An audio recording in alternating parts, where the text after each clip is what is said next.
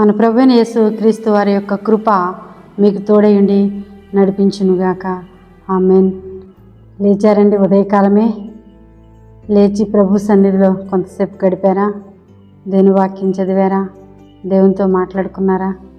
నిజంగా ప్రార్థన అంటే దేవునితో మనము మాట్లాడుకోవటమే.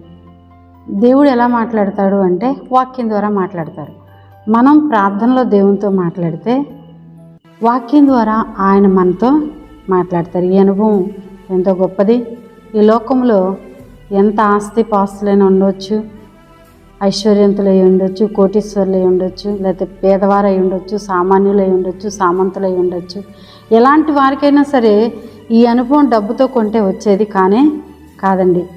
ఈ అనుభవిస్తే వచ్చేటువంటి అనుభవం, దేవునికి నీకు ఉన్నటువంటి ఈ యొక్క సంబంధం, సత్సంబంధం, గొప్ప సంబంధం.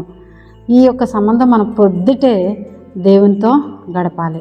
గలతీయులకు రాసిన పత్రిక 5వ అధ్యాయము 22వ వచనము, ఆత్మఫలమేమనగా ప్రేమ అనేక విషయాలు మనం చూసుకున్నాం, ఇంకా ఉన్నాయి. అయితే మరి ఈరోజు సంతోషము అనే విషయాన్ని ఎప్పుడు దేవుడు మనల్ని సంతోషించమంటున్నాడు, మనం ఎప్పుడు సంతోషించాలి, మనకి అన్ని సౌకర్యాలు ఉన్నప్పుడు మనం సంతోషించేది, మనకు ఆరోగ్యం ఉన్నప్పుడు, మన భర్త చక్కగా ఉన్నప్పుడు, మన బిడ్డలు చక్కగా ఉన్నప్పుడు, మన కుటుంబం వర్ధిల్లుతున్నప్పుడు, మనకి క్షేమం విస్తరిస్తున్నప్పుడు, అన్ని విధాలుగా అన్ని రకాలుగా అన్ని విషయాల్లో మనం వర్ధిల్లుతున్నప్పుడు మనం సంతోషించేది అది గొప్ప కాదండి. కానీ దేవుని వాక్యంలో చూస్తే, పరిశుద్ధ గ్రంథంలో చూస్తే ఎవరు ఎప్పుడు సంతోషించారు అన్న విషయం మనం ఒక 2-3 మాటల్లో మనము తెలుసుకుందాం. ఒకటి, సంతోషము అనేది మత్తయి సువార్త 5వ అధ్యాయంలో మనం చూసుకున్నట్లయితే 12వ వచనము, సంతోషించి ఆనందించుడి, పరలోకమందు మీ ఫలము అధికమగును, ఇలాగున వారు మీకు పూర్వమందుండిన ప్రవక్తలను హింసించిరి. అయితే పై వచనం కూడా చదువుకున్నట్లయితే, నా నిమిత్తము జనులు మిమ్మల్ని నిందించి హింసించి మీ మీద అబద్ధముగా చెడ్డ మాటలెల్లా పలుకున్నప్పుడు మీరు ధన్యులు, సంతోషించి ఆనందించండి. ఎప్పుడు దేవుడు ఆనందించమంటున్నా అంటే 11వ వచనంలో చెప్తున్నాడు దేవుడు, నా నిమిత్తము.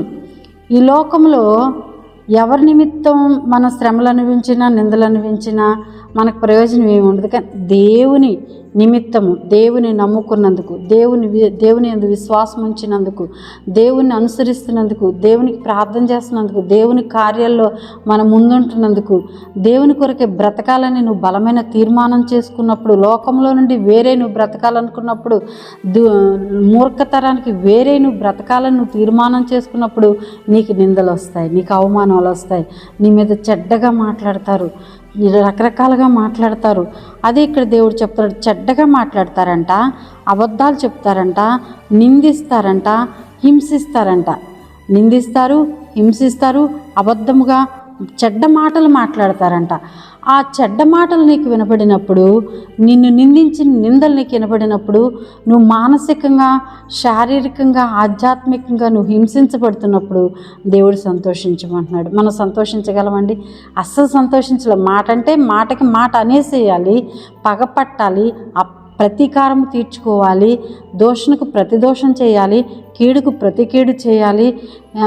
మనల్ని ఏదైనా ఎక్కడైనా ఇబ్బంది పెడితే మనం కూడా తిరిగి ఇబ్బంది పెట్టాలి. క్రైస్తవులు అయిన తర్వాత కూడా మనకి ఈ అలవాట్లు పోవట్లేదండి, ఈ యొక్క ఉద్దేశాలు పోవట్లేదు. అయితే మనము ఏవి కూడా సంపాదించుకోలేము.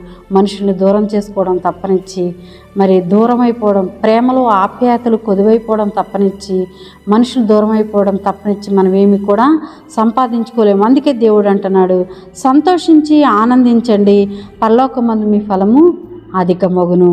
నిజంగా ఆ విషయాల్లో ఎవరు సంతోషించారంటే పౌలు, శీల సంతోషించిన వారుగా ఉన్నారు. ప్రభువైన యేసుక్రీస్తు వారు కూడా సంతోషించిన వారుగా ఉన్నారు. ఇలా సంతోషించినప్పుడు పరలోకంలో మన ఫలము అధికమవుతుంది. ఇక్కడ కాదండి, పరలోకంలో మన ఫలము. మనం అక్కడికే వెళ్ళాలి, అక్కడి నుంచి వచ్చాం, మళ్ళీ తిరిగి అక్కడికే మనం వెళ్ళవలసిన వారమై కాబట్టి అక్కడ వాటిని మనం వెతుక్కోవాలి, అక్కడ వాటి గురించి ఆలోచించాలి, అక్కడ వాటి కొరకే మనం ప్రయాసపడాలి, అక్కడ వాటిని ఆశించాలి, అక్కడే మన చూపు పడాలి. అదే దేవుడు కోరుకుంటా ఉన్నాడు. ఇటు రీతిలో దేవుడు మనకు సహాయం చేసి నడిపించును గాక. దేవుడి మాటలు మన హృదయంలో నీరు కట్టి ఫలింపచేయును గాక. ఆమెను ప్రార్థన చేద్దాం. ప్రేమ నమ్మకం కలిగిన నా ప్రియ పరలోకపు తండ్రి, మీకు వందనాలు స్తోత్రాలు చెల్లిస్తున్నాం తండ్రి. స్తుతి యాగములు చెల్లిస్తున్నాం ప్రభా. ఈ ఉదయ కాలంలో తండ్రి మమ్మల్ని జ్ఞాపకం చేసుకుని పడకల మంచి సజీవులుగా లేవనెత్తిన మీ ప్రేమ కొరకు వందనాలు తండ్రి. మరి ఒక దినము ఆయుష్కాలం మాకు పొడిగించినందుకు వందనాలు స్తోత్రాలు చెల్లిస్తున్నాను తండ్రి.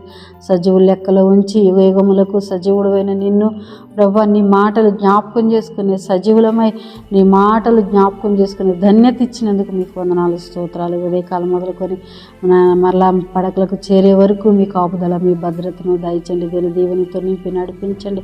మీ దయగలను కన్ను దృష్టి ఉంచండి. ప్రతి పరిస్థితిలో మీరు మాకు ఆలోచనకర్తగా ఉంటూ మాకు తోడై ఉంటూ మమ్మల్ని నడిపించండి. మాటలు మా హృదయాల్లో నీరు కట్టి ఫలింపచేయమని నాయన మీ కృపగల హస్తాలకి నన్ను మమ్మల్ని అందరినీ సమస్తమును అప్పగించుకుంటూ ప్రభువైన యేసుక్రీస్తు నామములో అడిగి వేడుకొంచున్నాం తండ్రి.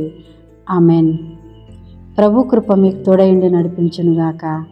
ఆమెన్.